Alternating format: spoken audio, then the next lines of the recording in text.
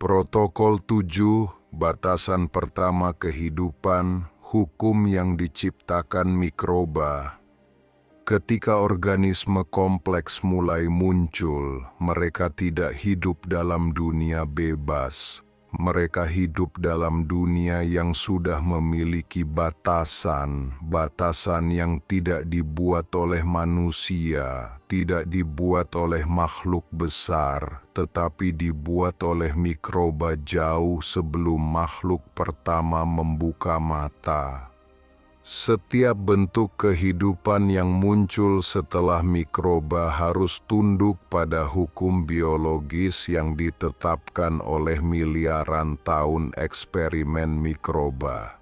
Hukum ini bukan aturan moral, bukan aturan spiritual, bukan aturan filosofis. Hukum ini adalah kondisi planet yang tidak bisa dinegosiasikan. Inilah alasan mengapa kehidupan tidak pernah lepas dari pola tertentu, karena batasan mikroba menentukan apa yang mungkin dan apa yang mustahil.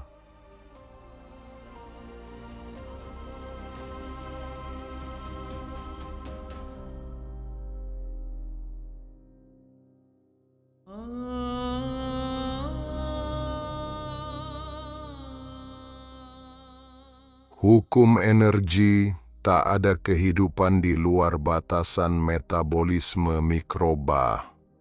Semua metabolisme makhluk kompleks, respirasi, pencernaan, serta fotosintesis adalah turunan langsung dari jalur metabolik mikroba purba. Tidak ada makhluk besar yang mampu menciptakan jalur metabolisme baru dari nol. Semua energi yang digunakan manusia terdiri atas oksigen, glukosa, adenosin trifosfat, ATP, fermentasi, fotosintesis, dan respirasi seluler. Semuanya adalah penemuan mikroba. Manusia tidak pernah keluar dari hukum energi mikroba. Ia hanya menggunakan ulang apa yang sudah ditetapkan mereka.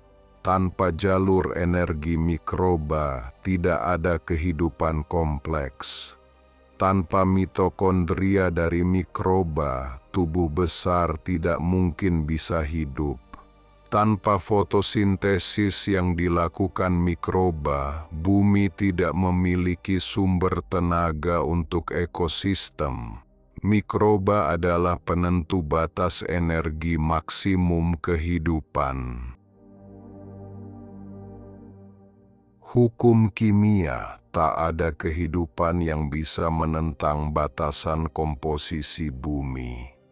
Mikroba menata ulang kimia bumi sehingga memungkinkan atmosfer stabil, laut kaya akan nutrisi, tanah subur, dan aliran karbon yang konsisten. Makhluk kompleks tidak bisa menentang ini.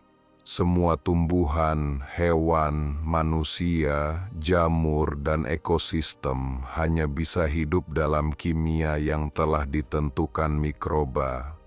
Jika komposisi kimia tersebut terganggu, maka kehidupan besar runtuh terlebih dahulu. Mikroba dapat terus bertahan hidup. Manusia tidak bisa bertahan dalam waktu lama. Mikroba yang menetapkan apa yang dianggap layak huni oleh bumi. Mikroba yang menentukan kadar keasaman, potential of hydrogen atau pH, oksigen, nitrogen, dan komposisi mineral. Semua makhluk besar hanyalah tamu dari sistem kimia mikroba. Hukum siklus, kehidupan tak bisa lari dari sirkulasi yang diciptakan mikroba. Siklus nutrisi bumi, karbon, nitrogen, fosfor, dan sulfur adalah karya mikroba. Makhluk besar hanya menggunakan siklus tersebut. Tidak ada satupun yang menciptakannya. Kehidupan kompleks bukan pemilik siklus. Kehidupan kompleks adalah penumpang saja. Siklus-siklus tersebut adalah batasan keras. Jika terhenti, maka kehidupan kompleks akan hilang. Mikroba tetap hidup. Mikroba menciptakan siklus. Siklus menciptakan stabilitas. Stabilitas menciptakan kondisi yang memungkinkan kehidupan besar muncul. Tanpa mikroba tidak ada siklus. Tanpa siklus tidak ada ekosistem. Tanpa ekosistem tidak ada manusia. Hukum kepadatan kehidupan, makhluk besar tak bisa berlebih. Dalam dunia mikroba, populasi dapat mencapai triliunan jumlahnya tanpa pernah menghancurkan sistem, karena mereka terintegrasi dalam siklus. Namun makhluk besar memiliki batasan. Kelebihan herbivora dapat menghancurkan tumbuhan. Kelebihan predator mampu menghilangkan mangsa, serta kelebihan manusia dapat menghilangkan keduanya. Mikroba mengatur mekanisme keseimbangan melalui kontrol populasi, penguraian patogen, simbiosis, dan regulasi energi. Batasan populasi makhluk besar bukanlah proses moral. Itu adalah mekanisme ekologis yang ditentukan oleh mikroba. Makhluk besar tidak boleh melampaui kapasitas sistem mikroba. Jika melampauinya, sistem akan menyeimbangkan ulang, bukan sebagai hukuman, tetapi sebagai konsekuensi. Hukum kematian. Regenerasi adalah keharusan, bukan pilihan. Dalam dunia mikroba, tidak ada konsep mati seperti yang dipahami manusia, yang ada hanya daur ulang energi. Kematian makhluk besar, tumbuhan, hewan, dan manusia adalah bagian dari mekanisme regenerasi mikroba. Tanpa kematian, tidak ada nutrisi baru, tidak ada penguraian, tidak ada aliran energi, serta tidak ada ekosistem. Kematian adalah hukum yang diciptakan mikroba untuk menjaga energi tetap mengalir. Kematian bukan tragedi. Kematian adalah fungsi ekologis. Hukum itu ditetapkan miliaran tahun sebelum manusia muncul. Hukum kesetimbangan, bumi menolak ketidakseimbangan makhluk besar. Mikroba menjaga homeostasis bumi dengan sangat presisi. Makhluk besar sering merusaknya. Tetapi sistem mikroba selalu menang, karena mereka jumlahnya lebih banyak, lebih cepat beradaptasi, lebih tahan kondisi ekstrem, dan tidak bergantung pada kompleksitas.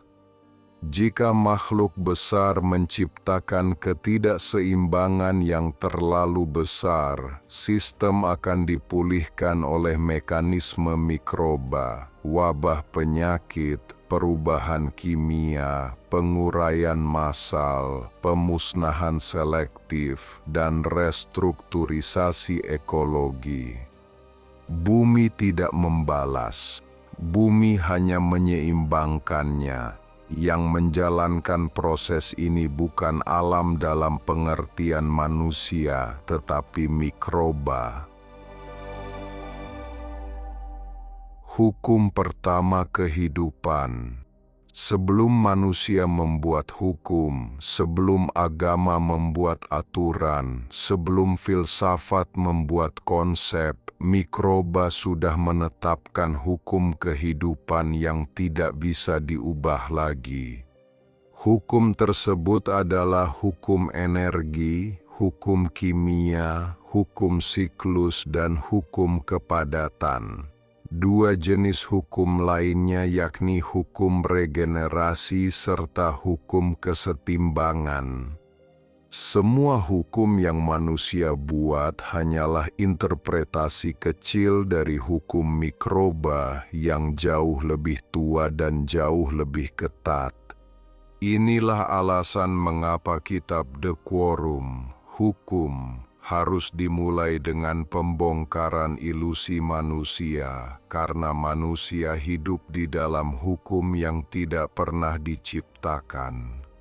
Hukum tersebut semuanya lahir di dunia mikroba. Dari sinilah kitab The Quorum asal-usul sistem bergerak menuju protokol terakhir, bagaimana seluruh hukum mikroba ini menjadi pondasi bagi kelahiran kehidupan kompleks hingga manusia.